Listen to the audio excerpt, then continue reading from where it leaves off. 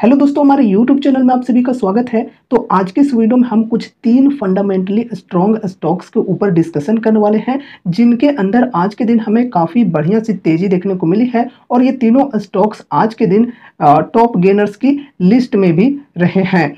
तो चलो वीडियो को शुरू करते हैं और ये तीनों स्टॉक्स के बारे में जानते हैं एक एक करके। लेकिन मोस्ट इंपॉर्टेंट बात कि यहाँ पर कोई भी रिकमेंडेशन आपको नहीं दी जाएगी, ना ही कोई एडवाइस दी जाएगी कि आप इन स्टॉक्स के ऊपर कोई भी इन्वेस्टमेंट करो। ठीक है, अगर आपको कोई भी इन्वेस्टमेंट से रिलेटेड डिसीजन लेनी है तो उसके लिए आपको पहले इन स्टॉक्स के ऊपर खुद से रिसर्च करनी होगी एंड स्टडी करनी होगी एंड उसके बाद ही आपको कोई इन्वेस्टमेंट से रिलेटेड डिसीजन लेनी है, या फिर आप अपने फाइनेंशियल एडवाइजर से जरूर से कंसल्ट कर लेना।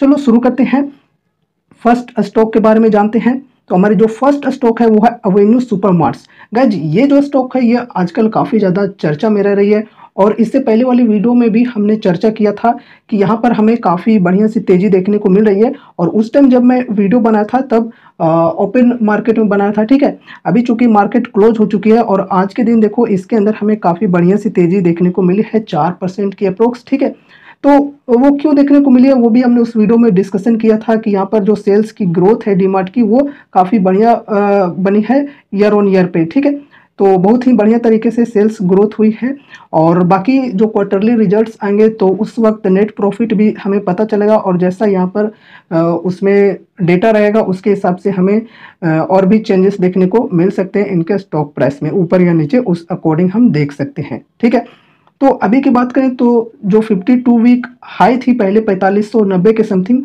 वो अब चेंज हो चुकी है। यहाँ पर देख सकते हो अब चेंज होकर अप्रोक्स यहाँ पर 4700 के समथिंग यहाँ पर अब ये नई 52 वीक हाई बन चुकी है। ठीक है, तो यहाँ पर देख सकते हो ये एक रेजिस्टेंस था जो कि अब यहाँ पर ये सपोर्ट बन चुकी है और यहाँ पर अभी इस रेजिस्टेंस के ऊपर में क्लोजिंग मिल चुकी है कैंडल की। लेकिन देखते हैं कि यहाँ पर सस्टेन कर पाता है या नहीं, आगे देखते हैं कि कल क्या होता है।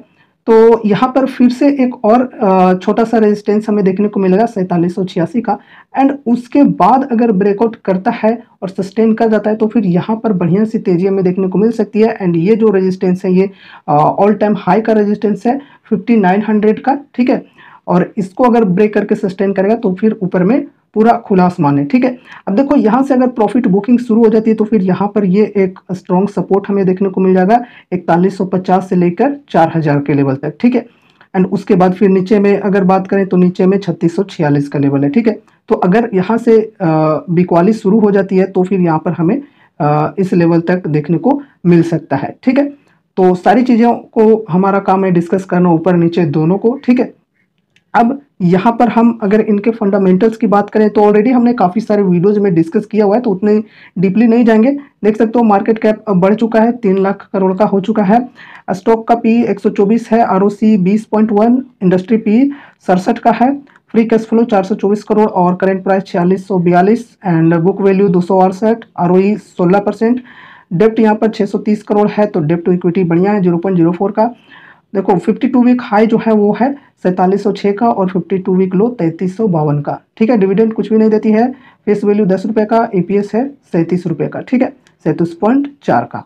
अब यहाँ पर प्रॉफिट एंड लॉस स्टेटमेंट देखें तो देखो काफ़ी बेहतरीन तरीके से बढ़ी है। पिछले कुछ साल में 30,976, फिर 42,840 और फिर ट्रेलिंग 12 मंथ में 48,656। ठीक है, नेट प्रॉफिट की बात करें तो यहाँ पर भी देखो काफ़ी बढ़िया तरीके से बढ़ी है 1492, 2378 और 2433। ठीक है, अब यहाँ पर हम sales growth and profit growth देखें तो ये भी काफ़ी बढ़िया डबल डिजिट के साथ बढ़ी है। देख सकते हो 10 साल में 29%, 5 साल में 23%, 3 साल में 20%, ट्रेलिंग 12 मंथ में 19%। ठीक है, अभी यहाँ पर भी देखो तो प्रॉफिट ग्रोथ भी बढ़िया है, 10 साल में 38%, 5 साल में 25%, 3 साल में 22% और ट्रेलिंग 12 मंथ में थोड़ा सा कम है 4% का। ठीक है, अब स्टॉक प्राइस सीएजीआर की बात करें तो यहाँ पर भी हमें ठीक ठाक देखने को मिल रही है। 10 साल का तो अवेलेबल नहीं है लेकिन 5 साल, 3 साल, 1 साल का है 25, 16 और 22%। ठीक है, रिटर्न ऑन इक्विटी की बात करें तो ये भी एवरेज है, ना कुछ ज़्यादा ठीक है और ना ही ज़्यादा खराब है। ठीक है, 14%, 14%, 13% और 16%। ठीक है, 10 साल, 5 साल, 3 साल और लास्ट ईयर का है ये। ठीक है, देख सकते हो। अब यहाँ पर हम शेयर होल्डिंग पैटर्न के ऊपर ध्यान देंगे तो देखो शेयर होल्डिंग पैटर्न के अंदर प्रमोटर की जो होल्डिंग है वो एकदम स्टेबल है, पिछले 3 क्वार्टर्स पे देख सकते हो। एंड यहाँ पर देख सकते हो एफआईआईज की होल्डिंग घटी हुई है। ठीक है, दिसंबर 2023 में। अब यहाँ पर डीआईआईज की बात करें तो दिसंबर 2023 में देखो बढ़ी हुई है थोड़ी सी। यहाँ पर देखो जून से सितंबर में यहाँ पर बढ़ गई थी 8.25% एंड उसके बाद फिर दिसंबर में भी थोड़ी सी बढ़ गई 8.45%। तो यहाँ पर पिछले 3 क्वार्टर से देख सकते हो यहाँ पर DIIs ने अपनी होल्डिंग बढ़ाई है, लेकिन यहाँ पर देखी जाए तो FIIs में सिर्फ दिसंबर वाले क्वार्टर में यहाँ पर थोड़ी सी होल्डिंग इंक्रीज हुई है। अब गवर्नमेंट की बात करें तो गवर्नमेंट ने भी थोड़ी सी होल्डिंग बढ़ाई है दिसंबर वाले क्वार्टर में, ठीक है, दिसंबर 2023 में। और यहाँ पर पब्लिक की बात करें तो पब्लिक ने अपनी होल्डिंग हटाई है लगातार, देख सकते हो ये तीनों क्वार्टर्स में, जून क्वार्टर से लेकर दिसंबर 2023 तक का क्वार्टर में। तो चलो अच्छी बात है, ठीक है। बाकी देखो पूरी डिटेल्स में आपको स्टडी करनी है, क्योंकि अभी मुझे तीनों स्टॉक्स के ऊपर डिस्कशन करना है, इसलिए मैं फुल एनालिसिस नहीं कर रहा हूँ। अगर आप लोग चाहते हो कि इन तीनों में से कोई भी स्टॉक के ऊपर फुल एनालिसिस वीडियो आए तो कमेंट कर देना, ठीक है। नेक्स्ट स्टॉक के ऊपर बढ़ते हैं जो कि है वरुण बेवरेजेस।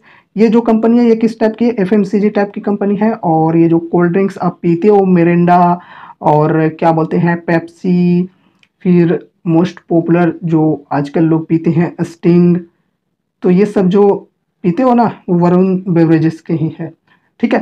अब वरुण बेवरेजेस के अपने नहीं है, ठीक है।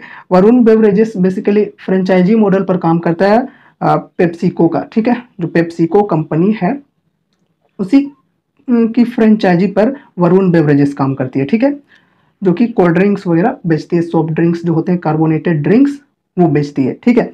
अब यहाँ पर देखो आज के तेजी की बात करें तो 2.62% की तेजी देखने को मिल रही है। पिछले कुछ दिनों से यहाँ पर भी काफ़ी बढ़िया तेजी हमें देखने को मिल रही है, ठीक है। अब इस स्टॉक की बात करें तो यार ऐसा स्टॉक है ये कि यहाँ पर ज़्यादा डिस्काउंट के चांसेस मिलते ही नहीं है, ठीक है।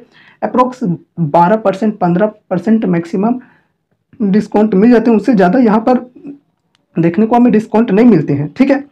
तो यहाँ पर भी जैसे देख सकते हो जब यहाँ पर ये हाई थी तो यहाँ से थोड़ा सा क्रैश हुआ यहाँ तक, ठीक है, मतलब इतना लेवल तक देख सकते हो, ठीक है। एंड उसके बाद फिर से यहाँ पर बढ़ गया। अब यहाँ से देखो ये ऑल टाइम का हाई है या फिर 52 वीक हाई बोलें तो ये है, और यहाँ से भी क्रैश हुआ तो देखो कितना हुआ, इतना हुआ। तो यहाँ से यहाँ तक देखोगे तो अप्रोक्स 12-15% में भी होगी, ठीक है। और यहाँ पर देखो अभी तेजी देखने को मिली है इस सपोर्ट से 1300 जो 80 का सपोर्ट है, ये वाला सपोर्ट से काफ़ी ऊपर अभी जा चुकी है यहाँ पर, और ये अब इसके सामने मेन रेजिस्टेंस आ चुकी है जो कि है 52 वीक हाई का, और ये लेवल है 1564 का। तो अगर यहाँ पर इसको ब्रेकआउट मिल जाता है, ब्रेक करके सस्टेन कर जाता है, तो फिर यहाँ पर ऊपर में तो खुला आसमान है, तो और भी ऊपर जाने के चांसेस हैं। पिछले डेटा के अनुसार अगर आप यहाँ पर चेकआउट करोगे, चार्ट पे जाकर खुद से देख लेना, तो यहाँ पर जैसे देखो क्रैश किया, थोड़ा सा यहाँ पर गिरावट आई है, तो उसके बाद देख सकते हो कितनी बढ़िया तेजी पकड़ी है। उसी प्रकार से यहाँ पर देखो गिरावट आई है तो अभी यहाँ पर उठ रही है। अब देखते हैं यहाँ से कहाँ तक जाती है, ठीक है। तो ये देखने वाली बात है, देखते हैं कैसा। तो सेम टू सेम इसी प्रकार से यहाँ पर बन रहा है, ठीक है, जैसे यहाँ पर देख सकते हो इसी प्रकार से यहाँ पर भी पैटर्न बन रहा है। अब ये जरूरी नहीं कि सिर्फ एक ये दो ही है, ठीक है, एक यहाँ पर और ये कहाँ पर। इससे पिछले वाली भी हिस्ट्री आप लोग चार्ट में देख लेना, वहाँ पर भी आपको इस प्रकार के देखने को मिल सकते हैं, ठीक है। तो यहाँ पर अगर ये रेजिस्टेंस से वीक वाली शुरू हो जाती है तो फिर ये हमारे लिए सपोर्ट बन जाएगा। यहाँ से गिरावट देखने को अगर हमें मिलती है, वीक वाली मिलती है, तो फिर यहाँ पर ये सपोर्ट वापस से बन जाएगा 1380 का, ठीक है। एंड यहाँ पर अगर हम डिस्काउंट की बात करें तो 52 वीक हाई से अगर हम 1200 के लेवल तक देखें तब यहाँ पर हमें अप्रोक्स -22% का डिस्काउंट मिलता है, जो कि मतलब ज़्यादातर इस स्टॉक के अंदर पॉसिबल नहीं हो पाता है, ठीक है। अब ऐसा नहीं है कि मैंने ऐसे बोल दिया तो आप अभी जाकर इन्वेस्ट कर दो, बिल्कुल नहीं। ऑल टाइम हाई पर या फिर 52 वीक हाई के लेवल पर इन्वेस्ट करना कोई बड़ी बुद्धिमानी नहीं होती है, ठीक है। लेकिन अगेन बोलना चाहूँगा कि कोई भी रिकमेंडेशन या फिर एडवाइस नहीं है, आपको खुद से सोच समझ कर ही कोई भी स्टेप उठाना है, ठीक है।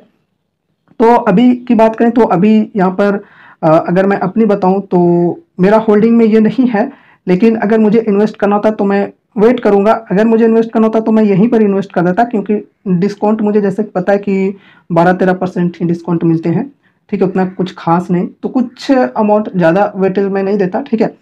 ताकि अभी अगर आगे चलकर कुछ भी ऐसा मार्केट में एक्सटर्नल रीजन्स की वजह से गिरावट देखने को मिलती है तो इसके अंदर भी मिल सकती है। तो अगर 20% की डिस्काउंट मिल जाएगी तो मैं कुछ और ऐड ऑन कर लूँगा, उस हिसाब से सोचकर यहाँ पर मैं इन्वेस्ट करता, ठीक है, ताकि बाद में भी कुछ एक्यूमुलेट कर पाऊँ। ऐसा नहीं है कि मैं एक ही बार पूरा बल्क में बाई कर लूँ, ऐसा नहीं करना चाहिए, ठीक है। बल्क में बाई तभी करना चाहिए जब कोई अच्छे डिस्काउंट पर अच्छे फंडामेंटली स्ट्रॉन्ग अवेलेबल हो, उस वक्त, ठीक है। वैसे मैं खुद अपनी बताऊं तो मैं बल्क में कभी बाय नहीं करता हूं, मैं हमेशा किस्त में ही बाय करता हूं, ठीक है। हमेशा लेवल बाय लेवल बाय करता हूं। और यहाँ पर की बात करें तो अभी तो बाइंग का यहाँ पर सिग्नल नहीं है, क्योंकि अभी ये रेजिस्टेंस के करीब है, ठीक है। फंडामेंटल्स अगर हम देखें तो देखो अप्रोक्स 2 लाख करोड़ का मार्केट कैप है। स्टॉक की पी की बात करें तो 93 की है, और इंडस्ट्री पी है 35 की। तो थोड़ी सी एक्सपेंसिव है, लेकिन ऑल टाइम हाई की जो पी है उससे थोड़ा सा यहाँ पर सस्ता ही है। अब यहाँ पर आरओसी बात करें तो बढ़िया 28.8% का।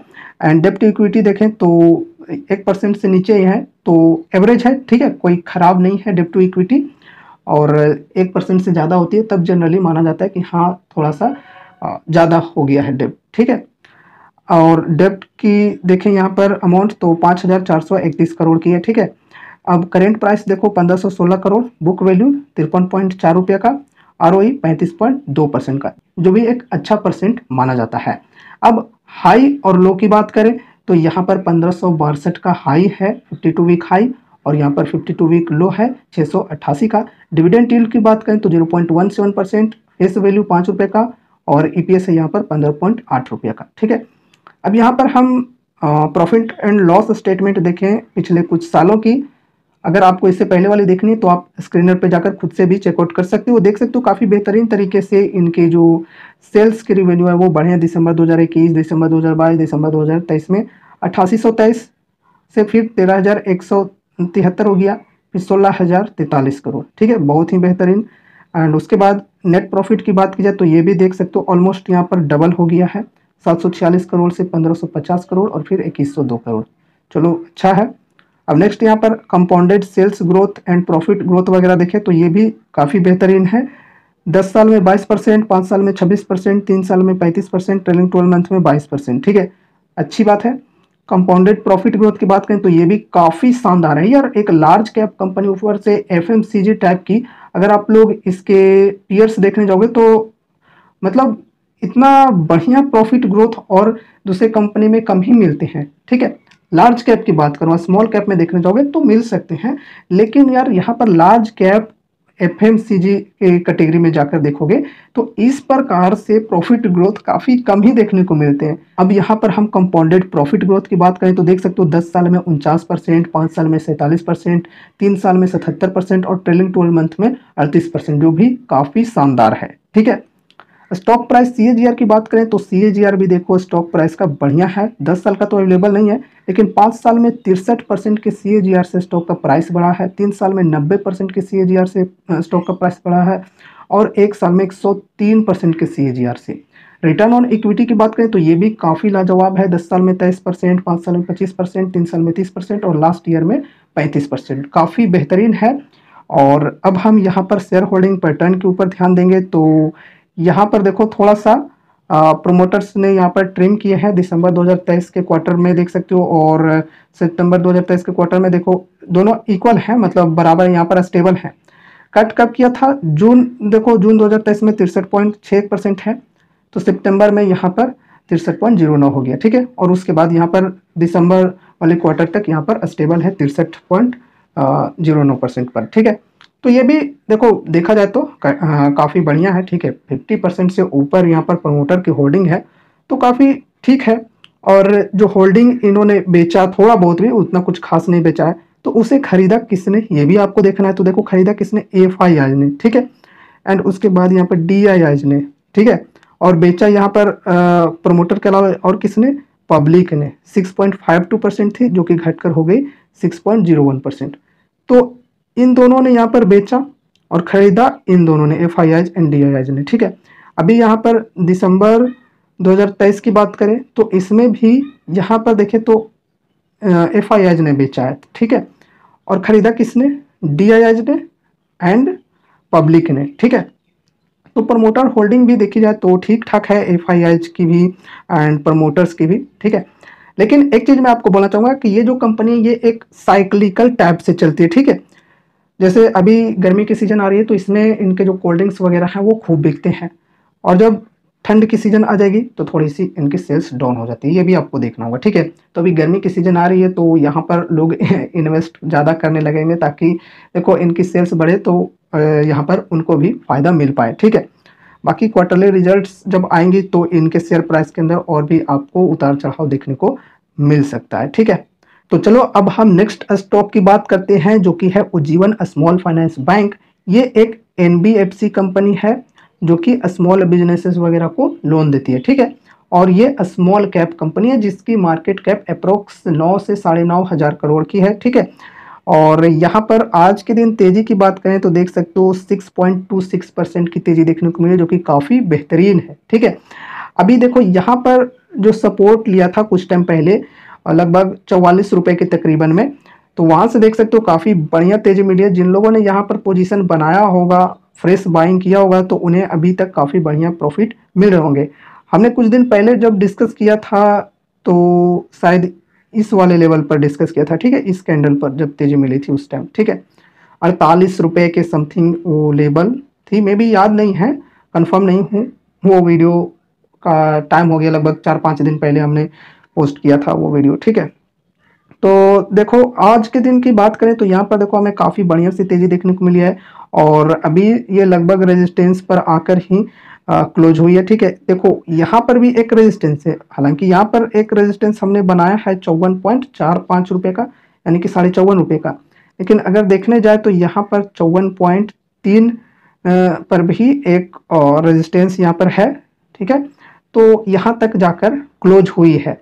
अब देखते हैं नेक्स्ट डे कैसा होता है यहाँ पर, क्योंकि देखो यहाँ पर एक न्यूज भी आ रही है इनकी डिपॉजिट अमाउंट के रिगार्डिंग कि काफ़ी ज़्यादा डिपॉजिट बढ़े हैं। ईयर ऑन ईयर की बात करें तो अप्रोक्स 24% से इनकी कंपनी में डिपॉजिट्स बढ़े हैं, वो न्यूज आई है। अब इस न्यूज के ऊपर हम लोग डिटेल्स में डिस्कशन करना चाह रहे हैं। देखता हूँ अगर आज रात में वीडियो बना पाते हैं तो बना दूंगा, और नहीं तो कल की वीडियो में इस न्यूज़ के ऊपर पूरी डिटेल्स में बताऊंगा कि कैसा यहाँ पर इनका सेल्स ग्रोथ हुआ है। ठीक है, ईयर ऑन ईयर के बेसिस पे या फिर क्यू ऑन क्यू के बेसिस पर भी बढ़ा है। ठीक है, 7% से क्यू ऑन क्यू के बेसिस पे बढ़ा है, इसलिए आज के दिन यहाँ पर हमें काफ़ी बढ़िया देखने को मिल रही है तेजी। ठीक है, वैसे तो पिछले दिनों से भी तेजी हमें देखने को मिली है, इनसाइडर्स को में भी पता चल जाता है, इसलिए यहाँ पर लोग बाई कर लेते हैं। ठीक है, मैं भी क्या बोलूँ यार, रियली में इनसाइडर्स को पता चल जाता है स्टॉक के बारे में कि कैसे उनके सेल्स ग्रोथ के रिजल्ट आने वाले हैं या फिर कैसे उनके क्वार्टरली रिजल्ट्स आने वाले हैं, इस वजह से वो लोग बाई कर लेते हैं पहले ही। ठीक है, और रेजिस्टेंस पर जाने के बाद लोग सेल कर देते हैं। जब तक पब्लिक को पता चलता है और जब लोग यहाँ पर खरीदना चालू करते हैं तब वो लोग बेच कर निकल देते हैं। ठीक है, तो ऐसा होता है, मार्केट में होते रहता है ये सब चीज़ें। तो देखो यहाँ पर ये मेन एक रेजिस्टेंस है 54.5 रुपये का, अगर यहाँ तक जाकर सस्टेन करता है तो फिर मेन जो है इसका 52 वीक हाई 63 रुपये का यहाँ तक जाने का चांस है, और इसको अगर ब्रेक करके सस्टेन करता है तो फिर और भी नया हाई बनाने के चांसेस हैं। ठीक है, अब यहाँ से अगर इनकी प्रॉफिट बुकिंग चालू होती है तो फिर ये सपोर्ट बन जाएगा जो रेजिस्टेंस था, जो कि है 50.40 पैसे का, एंड यहाँ पर देख सकते हो ये भी है 48 रुपये का सपोर्ट।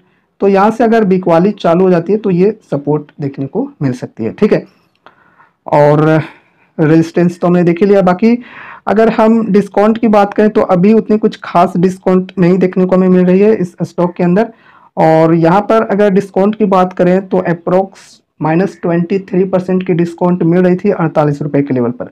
वैसे और भी नीचे तक गई थी, 44 रुपये के लेवल तक भी गई थी। ठीक है, तो जिन लोगों ने बाय किया होगा उन्हें अभी फायदे मिल रहे होंगे, लेकिन ऐसा नहीं है कि आप अब जाकर यहाँ पर इन्वेस्ट कर दो। ठीक है, क्योंकि ये जो कंपनी ये एक स्मॉल कैप कंपनी है, तो यहाँ पर रिस्क एंड रिवॉर्ड भी आपको ध्यान में रखना होगा, क्योंकि पैसे भी बनते हैं इसी टाइप के कंपनीज में और पैसे उड़ते भी हैं इसी टाइप के कंपनीज में। ठीक है, यहाँ पर अगर आपको इन्वेस्ट करना भी है तो एक लिमिटेड अमाउंट के साथ इन्वेस्ट करो, जितना कि नुकसान भी हो जाए तो कोई फर्क ना पड़े, एक पैनी स्टॉक की तरह ट्रीट कर सकते हैं इसे हम। ठीक है, जैसे कि यहाँ पर मैंने इन्वेस्ट किया लेकिन कुछ खास नहीं, एक पेनी स्टॉक की तरह यहाँ पर मैंने इन्वेस्ट किया। ठीक है, अब देखो यहाँ पर फंडामेंटल्स की बात करें तो देखो 10,000 करोड़ का मार्केट कैप हो चुका है यार। पिछला वाला याद था मुझे, इसलिए मैं 9 से 9.5 हज़ार करोड़ का मार्केट कैप बोला था। ठीक है, मैं भूल गया था कि यहाँ पर अभी तेजी भी आई है, तो मार्केट कैप जनरली बढ़ी हुई होगी, तो लगभग यहाँ पर देख सकते हो उस टाइम से काफ़ी ज़्यादा बढ़ चुकी है इनकी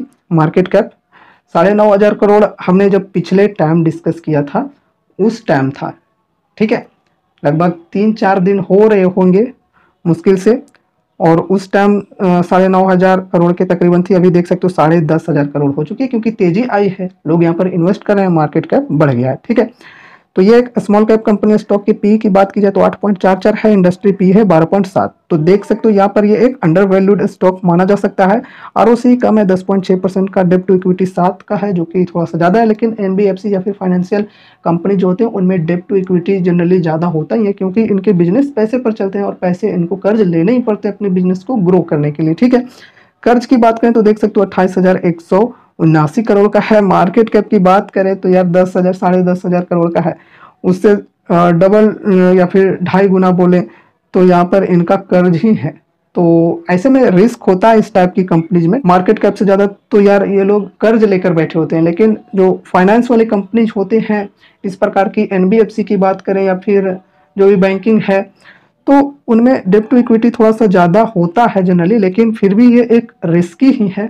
ये जो पैरामीटर ये रिस्क वाला ही है फिर भी। ठीक है, ऐसा नहीं है कि कहीं पर भी देखें अगर एनबीएफसी या फिर बैंकिंग के स्टॉक है लेकिन क्वालिटी कुछ खास नहीं है, डेब्ट टू इक्विटी ज़्यादा है, तो सोचेंगे कि यार ये फाइनेंशियल कंपनीज में डेब्ट टू इक्विटी ज़्यादा होता ही है, तो ये सोचकर इसे इग्नोर कर दें और उनमें इन्वेस्ट कर दें। ऐसा नहीं करना चाहिए, बाकी सब पैरामीटर्स को भी देखना चाहिए। ठीक है, तो डेब्ट टू इक्विटी ज़्यादा है, ये बात सही है, लेकिन और भी चीज़ों को देखें तो कैसा है यहाँ पर। करंट प्राइस 54 रुपये का है, बुक वैल्यू 20 का है, आरओई बढ़िया है 33.3% का है। 52 वीक हाई एंड लो देख सकते हो 63 और 26 रुपये का। डिविडेंड यील्ड की बात की जाए तो 2.3% है, फेस वैल्यू 10 रुपये का, और ईपीएस है 6 रुपये 45 पैसे का। ठीक है, देखो यहाँ पर मैंने ऑलरेडी बोला है कि स्मॉल वेटेज के साथ करना चाहिए काम, और रिटेल इन्वेस्टर भी इसमें बहुत ही ज़्यादा इंटरेस्टेड रहते हैं, इसलिए थोड़ा सा सावधानी होकर चलना चाहिए इस प्रकार के छोटी कंपनीज में। ठीक है, वैसे मैं खुद भी इन्वेस्टेड हूँ, और ऐसा कोई भी रिकमेंडेशन मत समझना कि आपको मैं यहाँ पर कुछ भी एडवाइस या फिर रिकमेंडेशन दे रहा हूँ यहाँ पर इन्वेस्टमेंट करने के लिए, कुछ भी नहीं। ठीक है, खुद से स्टडी करनी है, खुद से रिसर्च करनी है, उसके बाद ही कोई डिसीजन लेनी है। अब यहाँ पर देखो रेवेन्यू की बात करें तो मार्च 2022 में 2813, फिर 4165, फिर 5333, बढ़िया तरीके से सेल्स बढ़ी है। अब यहाँ पर नेट प्रॉफिट की बात करें तो देखो -415 करोड़, और उसके बाद देख सकते हो कितना भयंकर 1100 करोड़, फिर 1261 करोड़। तो देख सकते हो यहाँ पर घाटे में चली गई थी, -415 करोड़ के घाटे में। अब क्यों? क्योंकि देखो फाइनेंसिंग मार्जिन जो है इनकी काफ़ी खराब यहाँ पर हो गई थी, -30% की।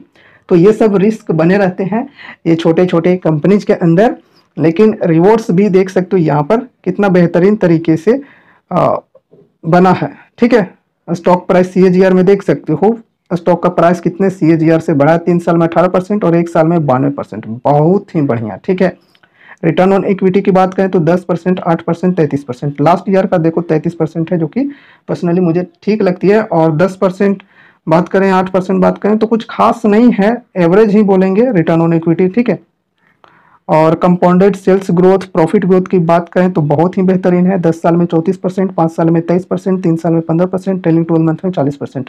कंपाउंडेड प्रॉफिट ग्रोथ की बात करें तो 42%, 5 साल में 176%, 3 साल में 46% और ट्रेलिंग 12 मंथ में 38%। ठीक है, शेयर होल्डिंग पैटर्न की बात करें तो प्रमोटर्स की होल्डिंग थोड़ी सी यहाँ पर डिक्रीज हुई है, देख सकते हो 73.6% हो गई है, पहले थी कितना यहाँ पर 73.67। ठीक है, तो एक छोटी सी यहाँ पर ट्रिम देखने को हमें मिली है।